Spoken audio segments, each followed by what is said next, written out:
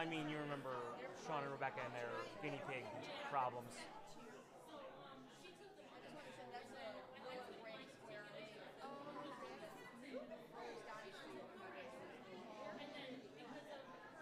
I need to get the one with the big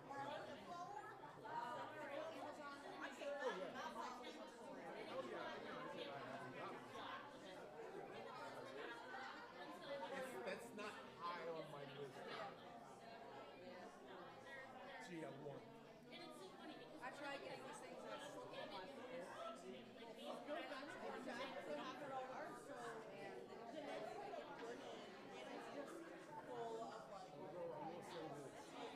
That's not mine. That's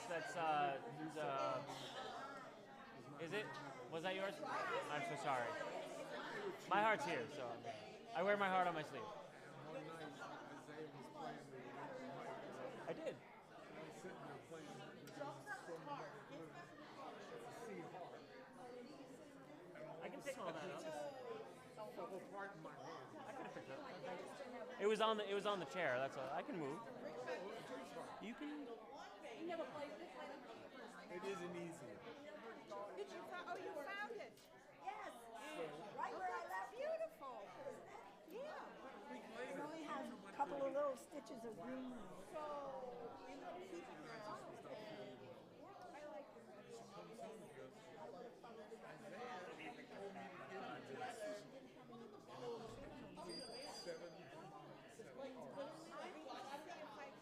like it.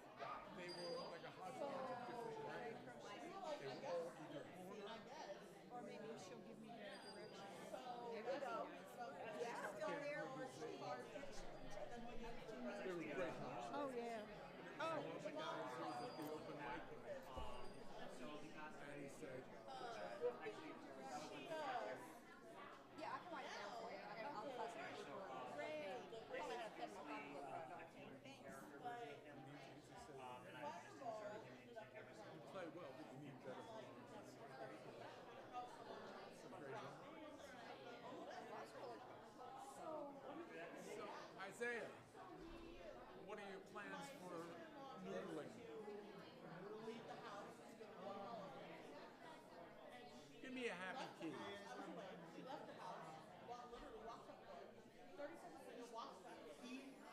E? Do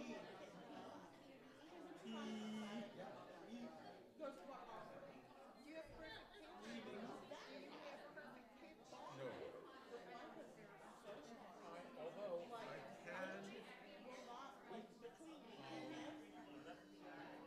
I can usually hit C pretty well.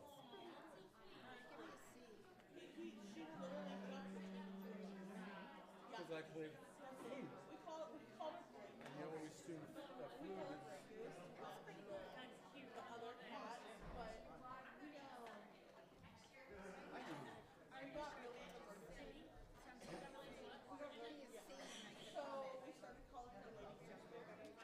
give me a C, a bouncy C. Anytime, anywhere, if it is in my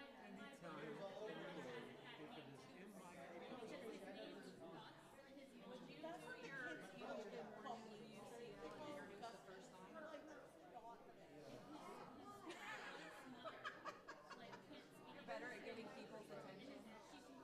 Is it that time? Getting 2 minutes. Judy's got a watch.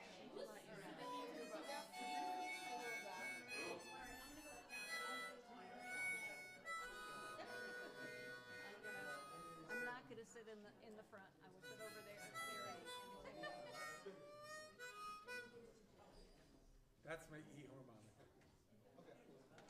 Did you tell me to watch Sinners? Huh? The movie Sinners? Oh yeah. So I watched it last night.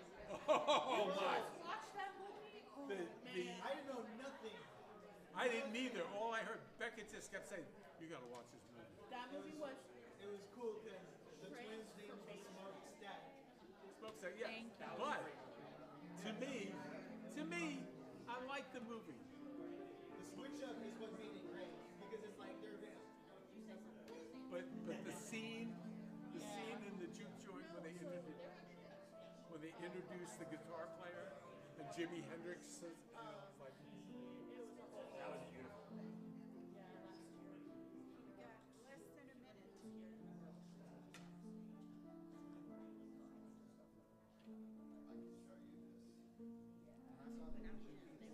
it's 11. Good morning, UUCL. Please rise in body or spirit and join us as we sing our opening hymn, Coming Home.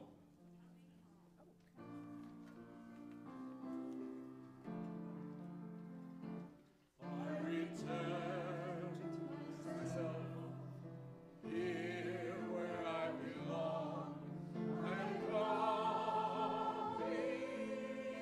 home, like a bird to its nest, like a river to the ocean. I am coming home. I return to myself, here where I belong. I'm coming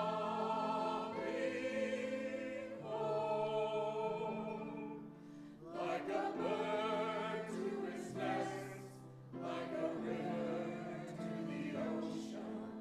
I am coming home.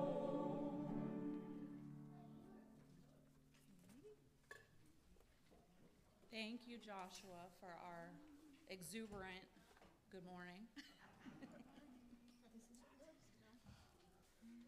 Good morning, everyone. My name is Jen, and we welcome you to this wonderful congregation. My pronouns are they, them, and I guess I am your worship leader for today. On this beautiful Sunday morning. Heather has not been feeling well and she's still trying to figure out what's going on, but I know she's been experiencing some significant pain. So hopefully she's at home relaxing and maybe taking her muscle relaxers, and she's loopy when she's on them, so. I think it'd be great for her to be here, but. We welcome you into this sanctuary where we celebrate diversity and learn from one another, no matter our differences, in order to deepen our sacred connections and transform the world with love. Today, we will be experiencing a multi-generational worship. Multi-generational worship is an intentionally designed, shared spiritual experience with all ages, from children to seniors, gathering in the same place to worship together. It promotes unity by engaging diverse age groups in common, accessible liturgical elements, fostering community, and allowing multiple generations to learn from and minister to one another. We are going to begin this service with some opening words, which are a little bit longer than usual, but I feel like with our theme of resilience and having a multi-generational service, that this piece that I found to read is important. And also, I think I'm just trying to make up for 3 weeks of not being here. So you guys are going to hear from me a lot, and hopefully I will keep your attention. Creativity, the lifeblood of resilience. Creativity is often associated with art, music, and innovation. But at its core, creativity is about problem solving and adaptability. It's the ability to look at challenges from multiple perspectives and find new solutions. In a world filled with uncertainty, creativity is not just an asset, it's a necessity for resilience. What is creativity? Creativity is the mental process of generating new ideas, solutions, or approaches. It's about thinking outside the box, challenging conventional wisdom, and exploring the unknown. Creativity isn't limited to artists or designers. It's a universal human trait that can be harnessed in any field, from business to science to personal growth to church. Creativity is often misunderstood as something innate, a talent that only a select few possess. But research shows that everyone has creative potential. It's a muscle that can be developed and strengthened over time with the right mindset and practices. But then we ask, why is creativity important for resilience? Creativity is crucial for resilience because it allows us to adapt to change. Life is unpredictable, and rigid thinking can trap us in unproductive patterns. When we face adversity, creativity provides the flexibility to pivot, innovate, and find new paths forward. Resilience is about bouncing back from setbacks, but it's also about bouncing forward, using challenges as a springboard for growth. Creativity enables us to transform difficulties into opportunities, to see beyond the immediate problem, and to imagine alternative futures. In a practical sense, creativity helps us manage stress. When we're stressed, our thinking can become narrow and reactive. Creativity opens up our thinking, allowing us to see multiple solutions instead of being stuck on a single problem. This cognitive flexibility reduces feelings of overwhelm and fosters a sense of control. And now I have a little section if you want to take notes. There's a few things you can do here. So how can you increase creativity? If creativity is a key to resilience, how can we nurture it in our lives? Here are practical steps backed by research to help you unlock and enhance your creative potential. 1, cultivate curiosity. Curiosity is the foundation of creativity. It's about being open to new experiences, asking questions, and seeking out knowledge. To boost your creativity, embrace a learner's mindset. Explore topics outside your usual interests, read widely, and engage with people who have different perspectives. The more diverse your input, the richer your creative output. 2, create a safe space for creativity. Creativity flourishes in environments where people feel safe to take risks. This applies both to physical spaces and to psychological atmosphere. Design a space that inspires you, whether it's a corner of your home or an office filled with objects that spark joy. More importantly, create a mental space where you give yourself permission to fail. Remember, creativity thrives on trial and error. Allow yourself to experiment without the fear of judgment. 3, practice mindfulness. Mindfulness, the practice of being present and fully engaged in the moment, has been shown to enhance creativity. When we're mindful, we're more aware of our thoughts and feelings, which allows us to tap into deeper levels of creativity. Regular mindfulness meditation can help quiet the mind, reduce mental clutter, and open the door to creative insights. Embrace constraints. It may seem counterintuitive, but constraints can actually fuel creativity. And I think we have Melissa, who's the watercolor artist. She actually taught us when she taught us watercolor. The watercolor is very constraining and you have to work within its parameters. So I remember her bringing this up. Limitations force us to think differently and find innovative solutions. When faced with a problem, try imposing constraints on yourself, like time limits, resource restrictions, or specific guidelines. These constraints can push you out of your comfort zone and lead to more creative outcomes. Engage in play, which I know for me, I struggle with. Play isn't just for children. It's a powerful tool for adults to stimulate creativity. Play allows us to relax, let go of inhibitions, and explore ideas freely. Engage in activities that bring you joy and make you feel alive, whether it's painting, playing a musical instrument, or simply daydreaming. Playfulness reduces stress and encourages the kind of spontaneous thinking that leads to creative breakthroughs. Collaborate with others. If you see a theme here, it's kind of like everything we embrace at UU, so collaborate with others. Creativity doesn't have to be a solo endeavor. In fact, collaborating with others can spark new ideas and perspectives you wouldn't have considered on your own. Engage with people who challenge your thinking, who bring different skills and knowledge to the table, hence why we're having multi-generational worship today. Brainstorming with others can lead to richer, more innovative solutions than working alone. And last, reflect and recharge. Creativity isn't a constant state. It ebbs and flows. To maintain your creative energy, it is important to take time for reflection and recharging.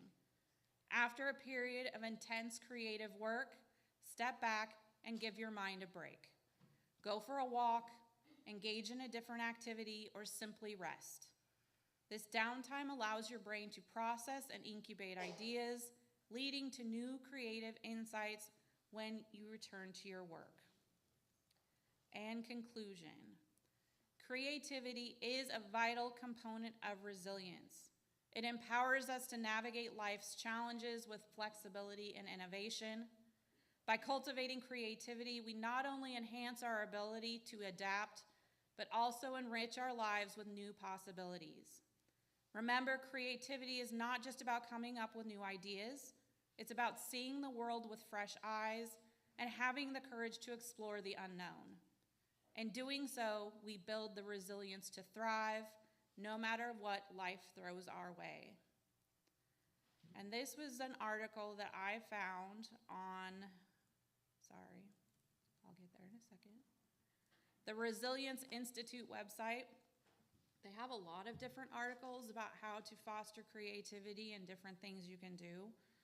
And I just think, especially in the world we're living in today, resilience is becoming increasingly more important, and it is seeming like creativity will be an important aspect to that. So like I said, if you didn't take notes, you can come to me after, and I will give you the 7 different things you should do to foster your creativity. So, we are so glad to have you here today as we continue to explore this month's theme, embodying resilience. Today will be collaborative and creative. We will engage in spiritual play and problem solving together. This sanctuary provides us with a safe space to do so as we center ourselves in our values and become mindful of the task at hand, to build a loving, caring, and resilient community that can have a positive impact on our little corner of the world. I'm going to take a small breather, and then I will shift into call to community.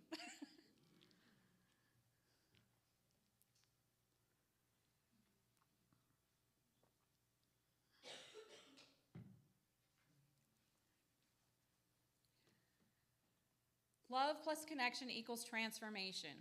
What does that mean? It means that we want you to root yourselves in love and connect with others so we can transform ourselves and this world towards harmony and beauty. There was, I don't know that, have these been updated? There was a Wednesday night Quelf game, but it's been postponed. I think it's pronounced Quelf. I have never heard of it before. That's Quidditch.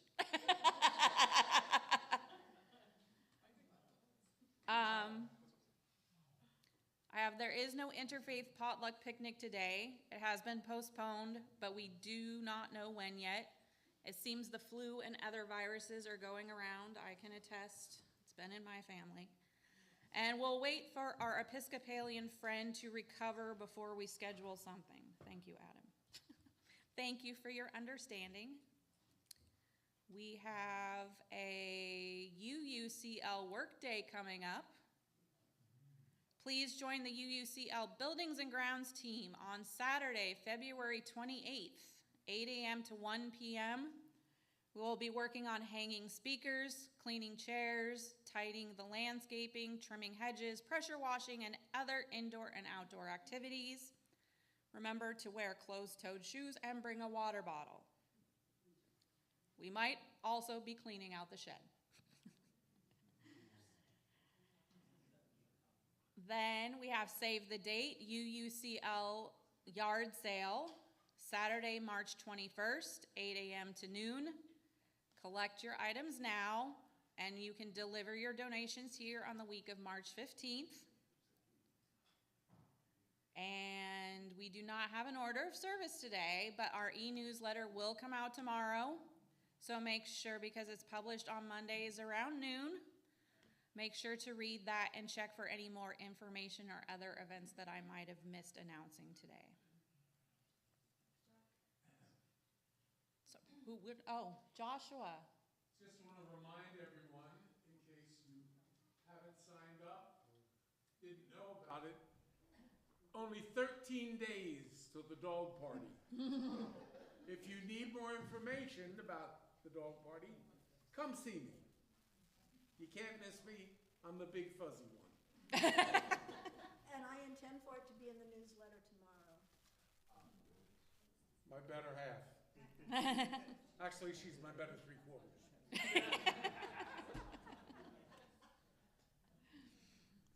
And now we will move into our chalice lighting.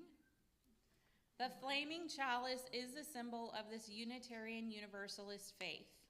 We light it each Sunday, as do UU churches around the world, to create sacred space, to connect us with one another, and to remember who we are as a people of faith. A people who persist with love, who resist the forces of violence, fear, and control, and who offer resilience through our theologies of interdependence.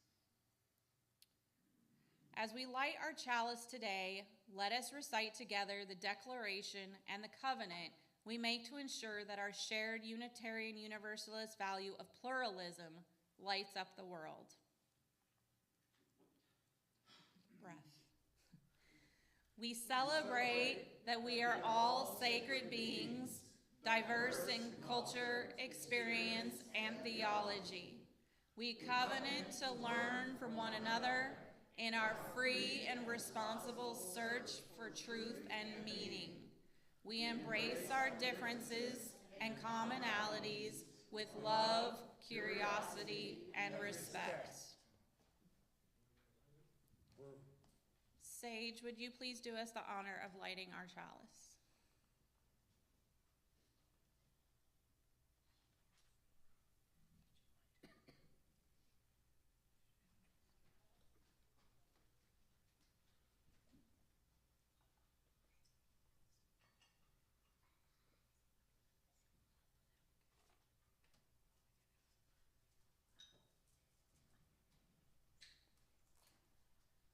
Now let us rise in body or spirit to sing in English and Spanish, hymn 123, Spirit of Life.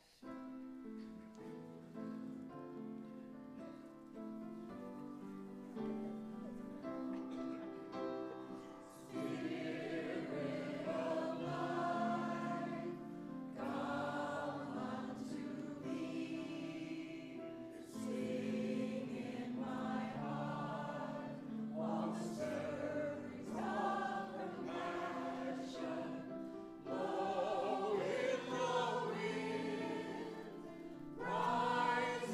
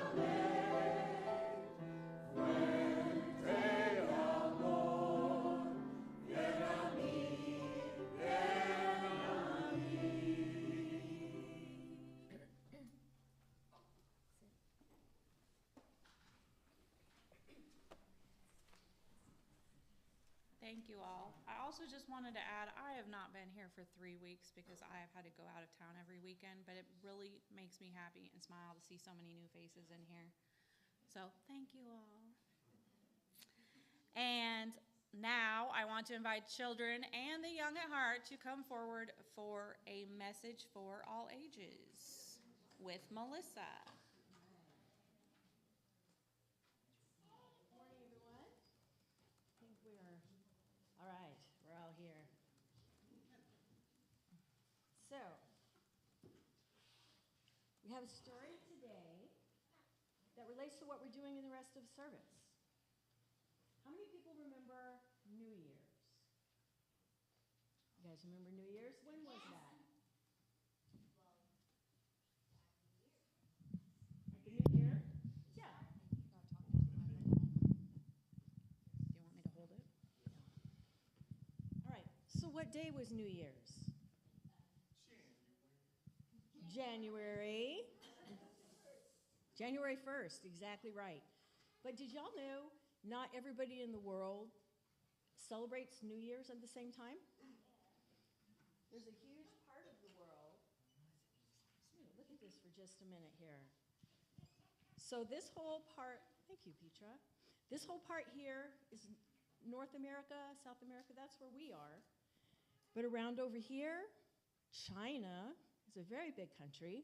And Southeast Asia, all of these islands, all this land down here, they operate on a different calendar. All right, he can take it now. Come on, you can come back up here by Jay. So their new year is starting in just a couple of days. It's called the Lunar New Year. They use a different calendar, so they celebrate New Year's on a different time. So that's what we're going to talk about today. We're going to learn a little more about the cultures of Chinese New Year, or also called Lunar New Year, because it's not only China that celebrates it. Okay, so we often hear about people talking about if they're a Pisces or an Aquarius, a Libra, a Leo. These are called zodiac signs, and they change by the month. But in the lunar calendar, there's animals that represent them, and they change by the year. So we're going to talk about how they came to be.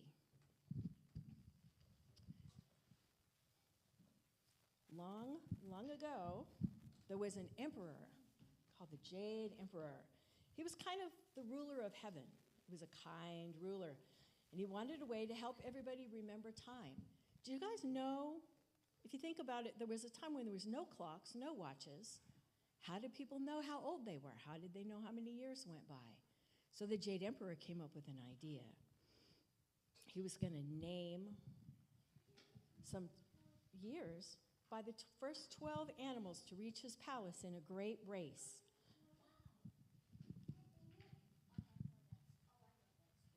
Yeah, so would you go right over there by Rowan? Alice and Sage, go right over by Rowan. Go over there by Rowan. That's Rowan in the chair back there. Because you're right where we're going to walk. Okay.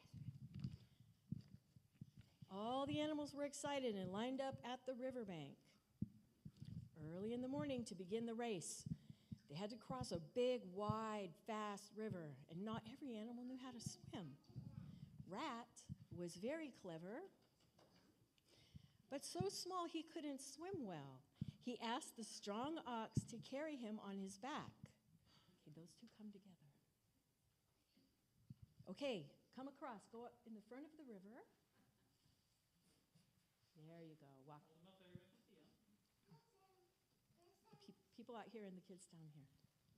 There we go. Okay, as Ox paddled hard across the river, Rat suddenly jumped off right at the finish line. So he was first. Ox came in second, strong and steady. That's not a very fair race, huh? He kind of cheated. Next came the fierce and brave tiger who had powered through the water. All right. Then the clever rabbit could not swim. So she hopped across the stones There we go. Yep, hop across there, rabbit. And at the end, jumped on a log to float to the shore. And so, rabbit came in fourth place. The mighty dragon could have flown ahead and beat everybody, but he stopped to help other creatures and people along the way. So he finished fifth. Horse was coming up next, running fast and hard. But he hadn't noticed that Snake was wrapped around his hoof while he was running. Horse was startled when the clever Snake jumped out ahead of him in sixth place. Another kind of cheater. And Horse came in seventh. Rooster and Goat and Monkey worked together and built a raft. It came across the river carrying Friendly Goat, who was 8, the playful Monkey, who was 9, and the talkative Rooster in 10th place.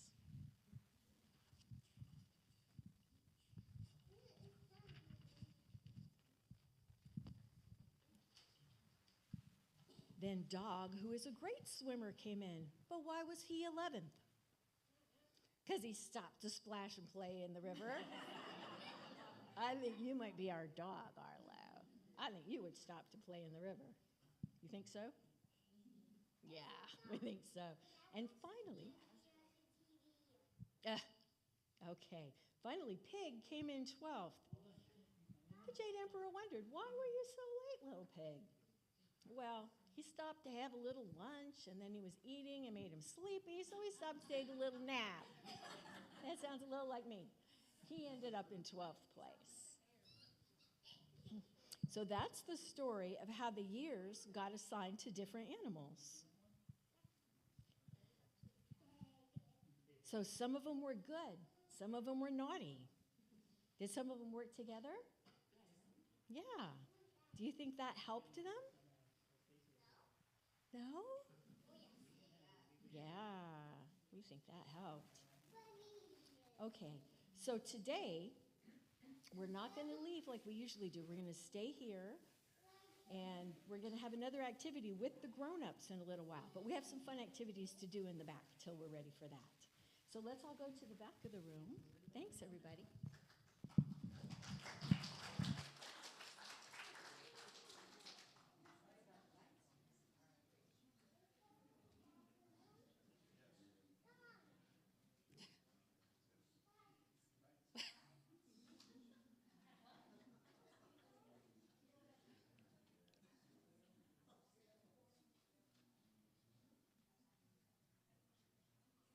So we're going to do our pluralism slide one more time, since today is all about pluralism. And if you want to repeat after me again, we celebrate that we are all sacred beings, diverse in culture, experience, and theology. We covenant to learn from one another in our free and responsible search for truth and meaning. We embrace our differences and commonalities with love, curiosity, and respect. So right now we are going to have a Why I Give moment from Adam. I understand I got 3 minutes, right? You get 3 minutes. All right, and I'm setting my little timer right here. Okay, how's everybody doing today? Great seeing everybody. We had a fantastic Valentine's Day party last night. Thank you to all the people who did that. Lovely. Just had a lot of great stuff. All right, so my name's Adam Hargrove. I've been the treasurer. I'm now the assistant treasurer. I'm a lifelong Unitarian Universalist. I grew up in Macon, Georgia. And a lot of my values and thoughts about Unitarian Universalism, I feel very strongly connected to Taoism. And so it's something I use a lot. There are 3 Taoist treasures. They call the Sanbao. These are the 3 treasures, kind of primary values you try to work with, just like we have in Unitarian Universalism. The first one is Si, the second is Jian, and the third one is Bugan Weitian Xia, right? So the first one, Si, as you know, Chinese and Western translation can be kind of loose. You got to kind of have some flexibility to understand that. So Si is commonly means like compassion, love, gentleness, softness. I like to frame it all as like, our ideals of like motherly love, you know. As a child and as a parent of 2 kids, I particularly love the feeling of sharing love as a family. Okay. The second one, which is jian, commonly is represented as frugality. I think of it more in terms of like simplicity, you know, only using what you need. Why be greedy and wasteful? It doesn't really get you anywhere. We're familiar with Maslow's hierarchy and that base part of where, like, you know, you need food, water, shelter, clothing. That's about it for material things. After that, there's a whole long list of other things you need that are not like material, and they don't really cost you money. It's just kind of the way you act in the world. So that's great. And then the third one, which is the Bugan Wei Tian Xia Xian, literally meaning don't dare to be first under the sky. Translates basically as like humility. I translate as like not forcing things. So, you know, the whole idea of like pluralism, respecting other people, let them do their thing. You don't get out there and, like, you know, get people in the headlock and make them do the way you want it to do it. You just see what great things can happen when other people are doing their own wonderful stuff. You know, it's jazz, baby. All right, there you go. Obviously, personally, if you're trying to be at the world's front and be, you know, king of the world or whatever, it exposes yourself to the world's destructive forces while remaining behind and being humble, allows you time to fully ripen and bear the fruit that you were trying to grow. Of course, as a universalist, I recognize that we are all one, and this practice helps break down the illusion of separation. Okay, so let's talk a little bit about Asian charitable traditions. They deeply emphasize doing things like doing things together, family, community, prioritizing informal, interpersonal giving over institutional donations. So I ask you to do like me, give to your family, take care of each other, be generous, be humble, have simplicity and frugality in your hearts, and help us out. Thank you.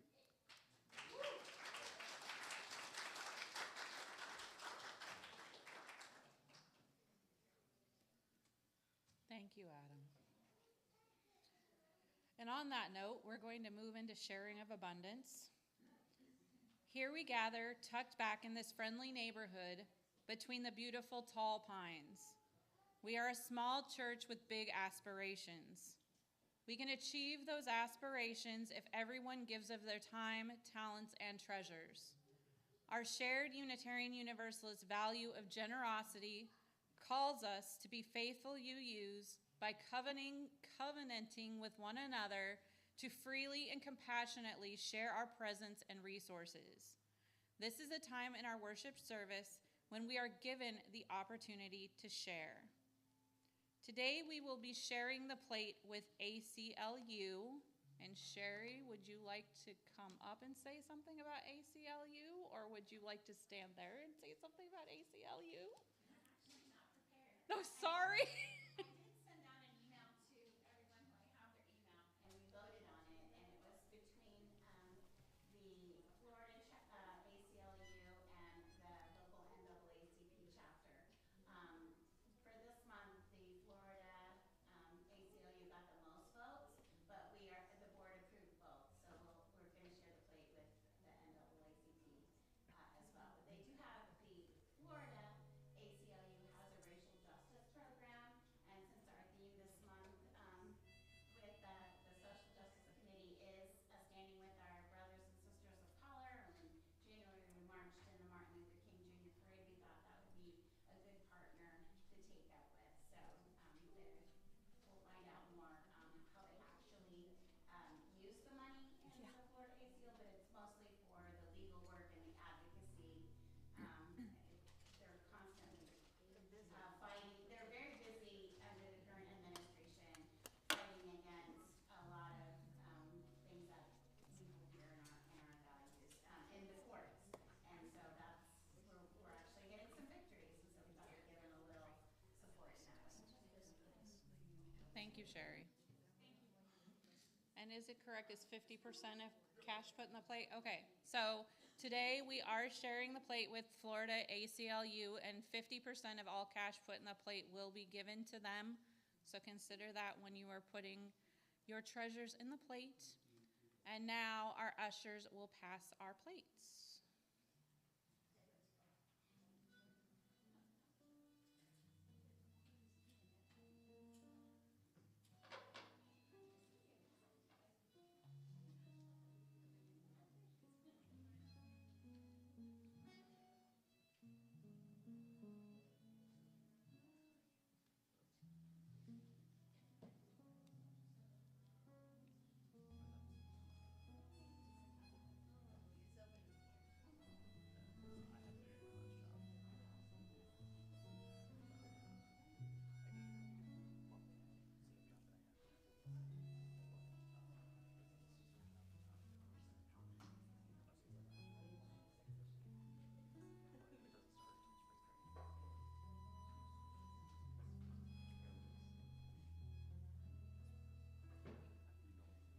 Thank you, Dorothy and Petra.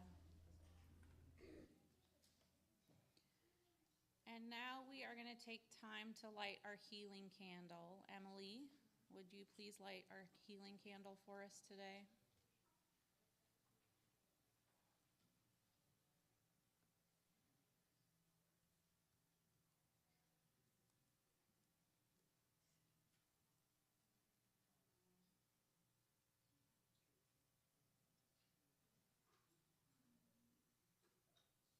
Thank you.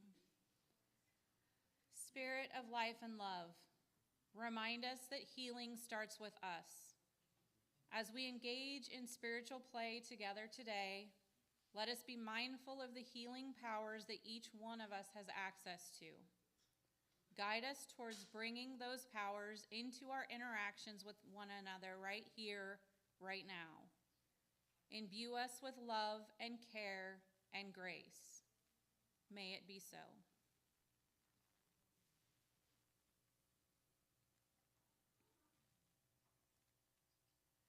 Our ritual of the sharing of joys and sorrows is a prayerful time in which we listen to our hearts, minds, bodies, and souls to discern what it is we need in this moment of healing. This ritual allows for us to connect our lives and deepen our faith in the understanding that we belong to one another. We are here to care for each other, and through caring, we illuminate the beauty of our interdependence. In our Joys and Sorrows book that sits on the lectern back there as you enter the sanctuary, you are able to write any significant joy or sorrow occurring in your life that you would like for the congregation to know. Let's see here. So first, we have Emily. I'm so thankful for last night's karaoke night here. It was such a good time and gave my husband a chance to connect more with people here in his element. He enjoyed himself so much that he decided to come with me today. It's nice to see you, Gordon.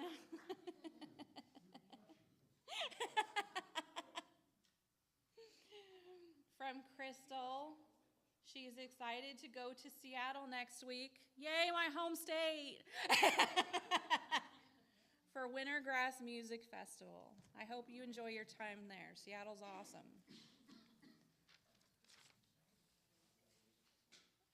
We have from Sage, glad to be back after the crazy weekends. And apparently Isaiah was gone too. Okay.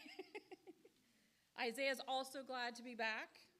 Also, it's his birthday. Happy birthday, Isaiah.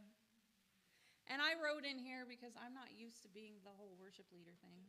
I'm just happy to be back also after 3 weekends of travel, and it's just nice to have a weekend without traveling. So I'm happy to be back with my UU family, and yeah. And as always, if everybody would like to repeat after me, although we had all joys in here today, which is nice, but I am sure there are people in the room with sorrows or struggles. I know I have my fair share of mine, so you are not alone. We are holding it together. You are now invited to come forward for our ritual of joys and sorrows. I think things are a little different since the last time I was here, but I think I figured it out. I think what you're supposed to do is grab your stones in the back, and then we're going to have 2 lines coming up to the water bowls. There's one on each side. So you can go to the back, grab your stones, take whichever stone or stones feels right to you, and then make 2 lines, drop them in the water bowls, connecting to others, feeling the power of being together in this community.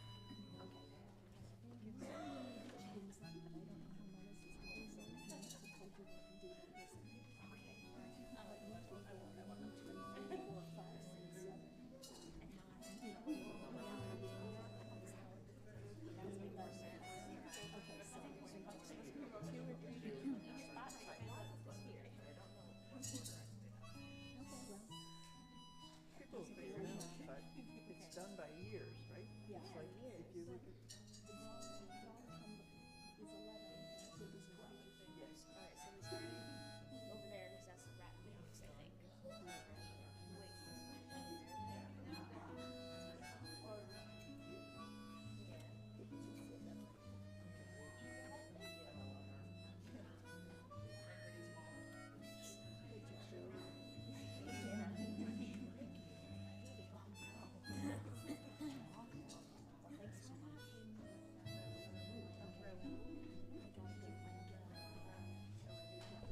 Take your little I didn't do it.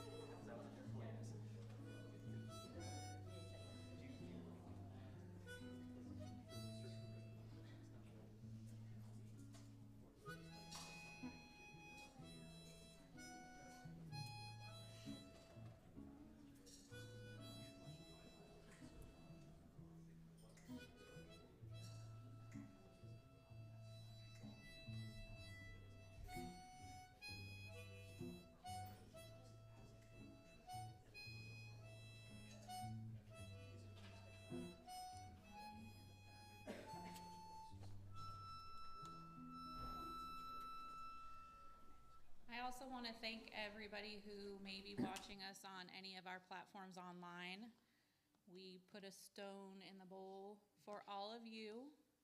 Thank you for watching, and even though you're not in the room, we still consider you part of this family, and we hope to see you in here sometime.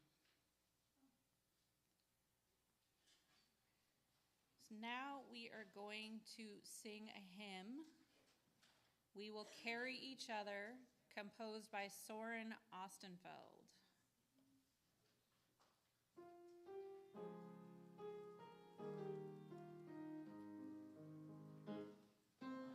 Looking for a shelter in a friend.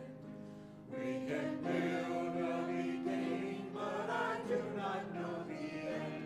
I am scared of breaking when I bend. We will carry each other.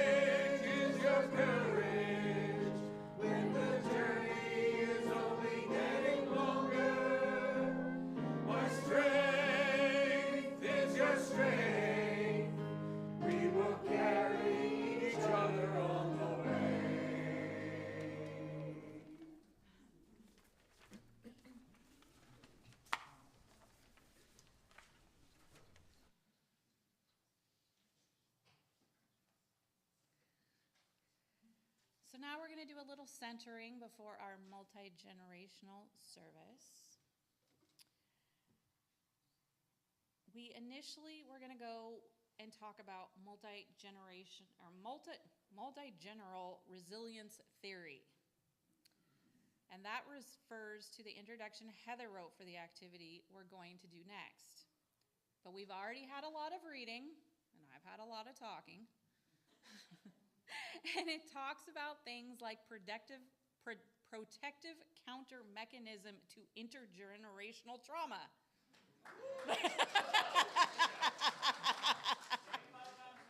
Which just sounds a little daunting. Yeah, it is, not gonna lie, but I'm not sure it's the tone we want to set for our upcoming activity. So since we don't have a lot of time for our exercise, we're gonna give you a short version.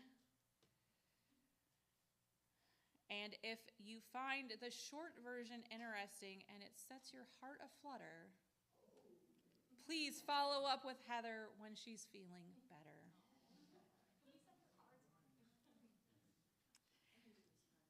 You want to do this part? Okay, that'd be great. She's running the activity. Okay, so actually that last part meant if your heart is set aflutter by protective counter mechanism to intergenerational trauma. Track Heather down. Because our version is going to be a lot simpler. So what we're trying to do is incorporate the Lunar New Year, our study topic of resilience, and some interaction, putting our learning into practice. So first, we're going to split up into groups based on the Chinese or lunar zodiac signs. There's charts up here. They're a little small. We'll have to get a little close to see them. Or No, she made it bigger. oh, good. There we But go. also we have to bring up January. Okay.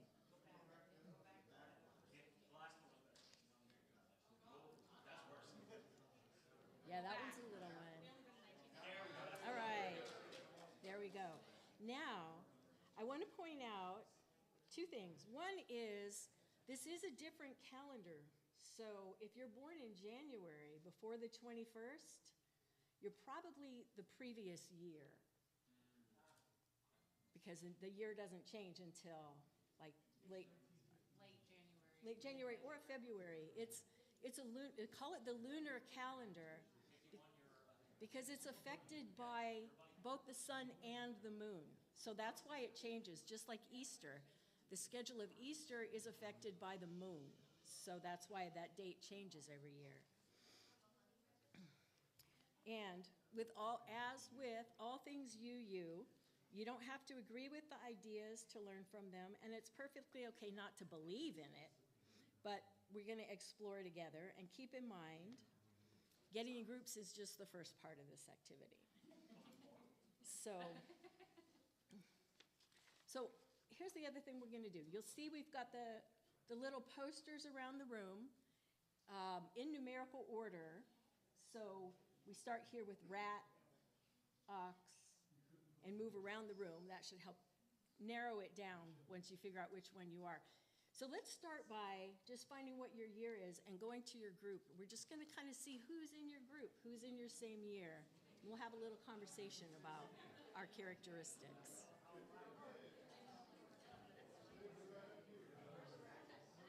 And if adults could help the children figure out what groups they're in, that would be great. Thank you.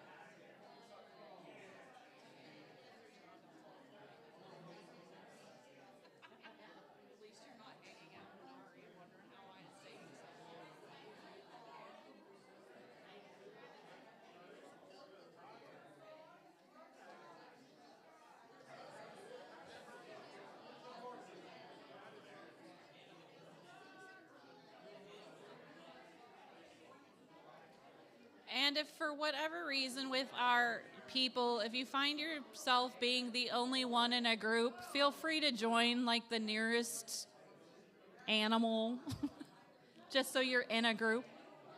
Okay, that's fine.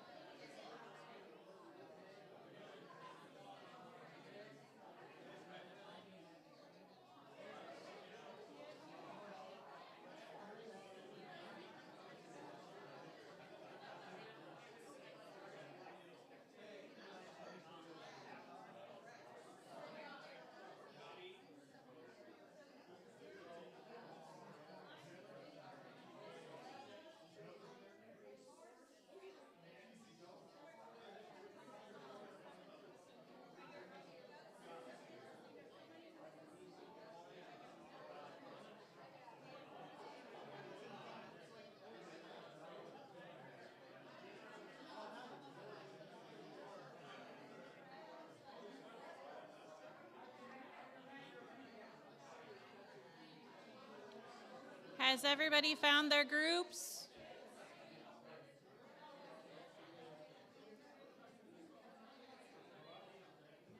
All right, everybody, now we're going to share the activity.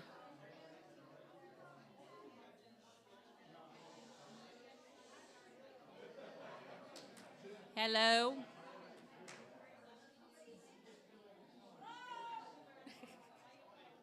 There's no striker.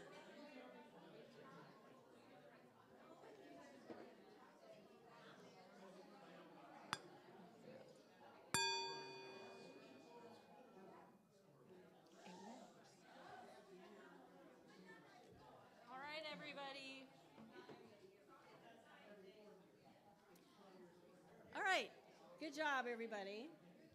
So now, in addition to being by your sign, you see what year you're in, had a chance to talk to some people in your group, see if you have any things in common. Another part of it in the concept is that there's a list of secret friends. Your secret friend is the friend on the zodiac who will bring balance and help in times of difficulty. You can always rely on your secret friend to pull you through. So that's the people that you're with, but not in exactly the same group. Rat's secret friend is ox, and vice versa. Tiger and rabbit are secret friends, which I thought sounded like a little bit of a weird pairing, but dragon and snake. Oh, no, I messed that up. Tiger's secret friend is pig. Oh, I totally messed this up. So, we're not going to stand with our secret friends because they're not all together, paired. Like, rat's secret friend is ox, and ox's secret friend is rat. But tiger's secret friend is pig. Oh yeah, and pig's secret friend is tiger. So they're just, some of them are numbers together and some of them are across the room. So we'll just take that as a concept, that each one has a secret friend. In this system, there's also the concept of triunes or trines, which is groups of three. And in those groups of three that complement each other well, it's believed to bring improved fortune, help from others, and an increase in popularity. So you can see how, like with astrology, that we hear more about, right? It kind of ties everybody together, finds ways of interrelating and connecting with each other. So, whoops. We've had a long service today. We had planned another activity, but I think we'll just do it as a short meditation. So I want you to, as you go back to your seats, you can just reflect on what you see as the qualities of your year and of your fellows. Can I ask a question? Sure. Can you tell us what our secret friends are? Oh, yeah, I'm sorry. That wasn't nice, was it? Only rat and ox get to know. I'll read that. Okay, so Tiger's secret friend is Pig. We can't hear you back here. Oh, that's weird. Okay. Is this mic? Okay. I just wasn't at the right angle. So, Tiger, yeah. Tiger's secret friend is Pig. So Pig and Tiger are secret friends. So they're the groups that should be right together then, right? We have Tiger and Rabbit right here. And then Dragon. Dragon's secret friend is Rooster. Okay, so no, they're not. They're not together. And Rooster's secret friend is Dragon, of course. Snake's secret friend is Monkey. Horse's secret friend is Sheep. Sheep's secret friend is Horse. Monkey's secret friend is Snake. Rooster's secret friend is Dragon. Dog's secret friend is Rabbit. And Pig's secret friend is Tiger. Do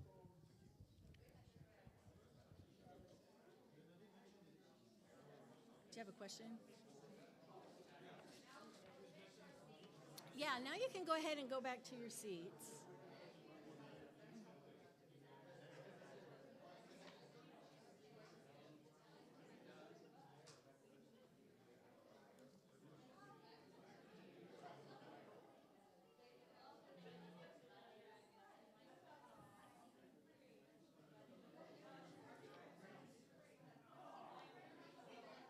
So, Do you have a meditation to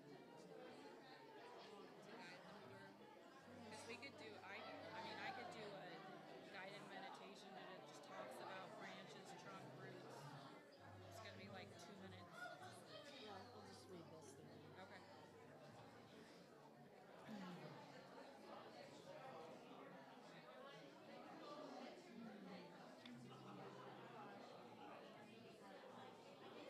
All right, could we get everybody back to your seats so we can finish up our service?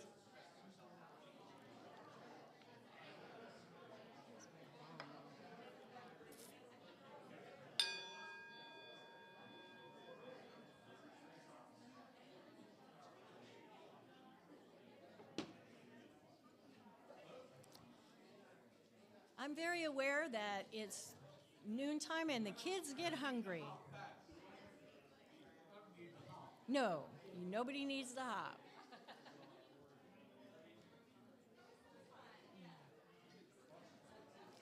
So what we're going to do, first of all, I feel like I really enjoy it, and it seems like a lot of people enjoy interacting. So I hope that's the case. We'd like to have more regular services where we have the generations interacting and doing active learning together. So now we'll do a brief, we're going to do this as a meditation. It's based on an activity called the resilience tree exercise. And the difference would just be that normally we'd get together in groups and draw this thing out and discuss our ideas. So we could still do that at some time in the future. For the moment, I want you to consider a tree, and it can be like just a basic tree. I hope you can kind of see this. But it can be any kind of tree you want to make it, with roots, a trunk, and leaves and branches. That's the main thing there. So the roots, and you can close your eyes or keep them open. I'm just going to read some things and ask you to consider and imagine them. So think about the roots of your tree going down into the earth, coming up from the earth. Our roots are the things we draw strength from. Roots reach deep into the ground, holding a tree steady, but also drawing nutrients from the soil into the tree. So I think you can see how that relates to you. Where does your strength come from? Around the roots of the tree, think about the things that you draw strength from. What are the things that give you strength or enable you to stand strong and resilient? This could be things like family, beliefs, or creativity, but can also be very specific things that help you.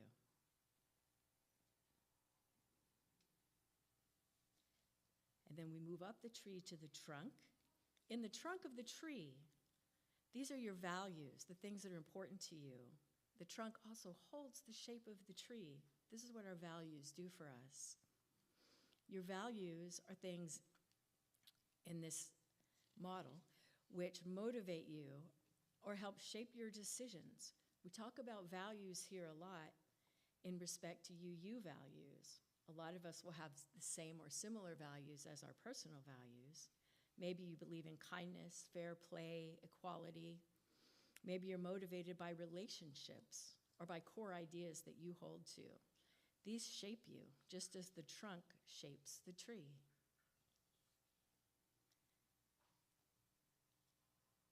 And then we go up from there into our leaves and branches. When all is going well and life is good, that's what you're like at your best. What is it like to be around you then? In these times, we're probably displaying the best of ourselves, so have a think about these times. Consider the things about you that you like. Is it your sense of humor, your way of being with people? Think about those things and let those fill in the branches of this tree of resilience.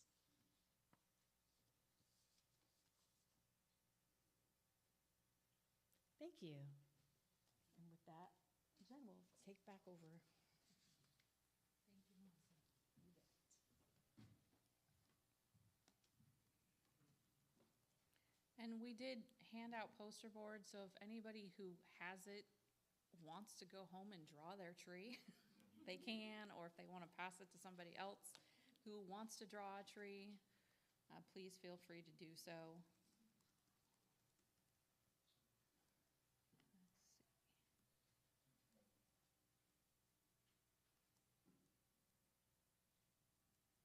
So now for our closing words. May Resilience Cascade by Reverend Dr. Rebecca Savage. We have blessed each other with word and song. We have embraced the greater truth of our resilience, one that is terrifying to systems that would keep us isolated, afraid, and angry. For when we come together, we remember who we are and whose we are. We are a living tradition of people who love fiercely, serve mightily, and journey humbly with the spirit of life. May we depart in peace. May we depart as beloveds held together in spiritual community, wherever we are, wherever we go. May resilience cascade within us until we are together again. Now we have a blessing that has been shared by Nancy and Tom Morris from their church in New Hampshire. So if you could please repeat after me. It is a blessing to be. It is a blessing to be. It is a blessing to be here. It is a blessing to be here. It is a blessing to be here now. It is a blessing to be here now. It is a blessing to be here now together. It is a blessing to be here now together. And now let us sing our closing hymn, The Tide is Rising, composed by Shoshana Mara Friedman.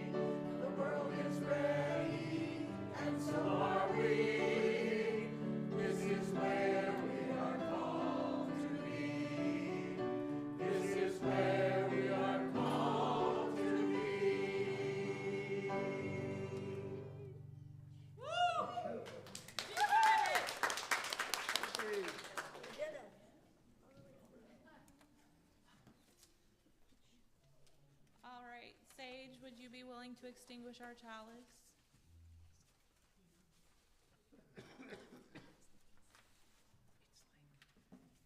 Please join me as we extinguish our chalice. We extinguish this chalice, but not the light of truth, the warmth of love, and the fire of commitment. These we carry in our hearts and out into the world. And as always, please join us in the social hall for whatever refreshments we have, but more importantly, interaction and social time. And always remember, you are loved, you are worthy, and you are a blessing. So are you.